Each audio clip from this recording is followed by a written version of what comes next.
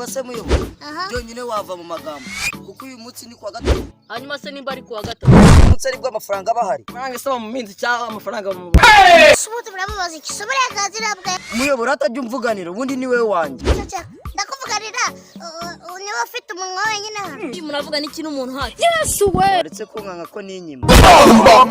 igihe wahereye kanya wo biti umva se muyobo mugiye inama vuba vuba ndabona cyane no kujya gufatisha indirimbo nkajya niyumvira mu gihe ndi mu kazi hanyuma se indirimbo bazifatisha kuri simukadi ino fone yanjye se kirenze wabibaza uyu nguyu fone ye nubwo ishaje ikora imirimo itandukanye ifungura fanta ndetse n'ibindi bintu igiye kurangira n'ubundi ni mushaye muzadobye umuyobozi ndabona mwemunaniye cyane sinabona uko mbivuga binera isose munandebera uryo bavuze watonanye umuyobozi wewe kugira ngo urebe byatwa nkareba muri sinini surprise sha muyobo useka neza nk'avoka yaboze umunaniranye ariko muyobo niyo twaba tukunaniye si cyane nkawe rero umugore waramunaniye aje kukwiyakiraho igikoma wamuherejeho igikoma akava mu bagabo twe turi mu nama y'abakarani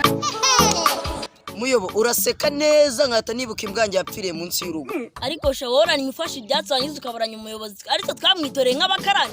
data mwana mwihorere umuntu nk'amata y'ingurube se wavugana iki na amata y'ingurube none naguze ejo muri twagiye muri kantine aravuga ngo bamuhe igikomba ahoze ikivugo kubiza ikivuguto kirashya wakunyereka wambaye kora ore muri po cyangwa mugereko wanturi ku mutwe wanjye gera urumva ngo karavuga inturi ariko wagishwanye ku mutima wa mbwawe ariko se sha mwumva gutukana bifite izenyu mwagiye mureka gutukana nawe hari igihe utukana ko mwe musibye kundenganya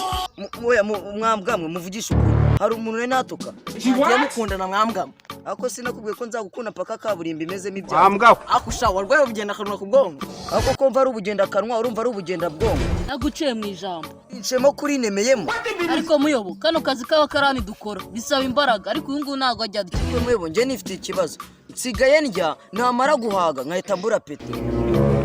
none se kuba wahaje ikindi usigaje ni iki wambwa kera barambwiye ngo umwana banga ni ukuri none ubu ngubu uwo banze ni ugwinje no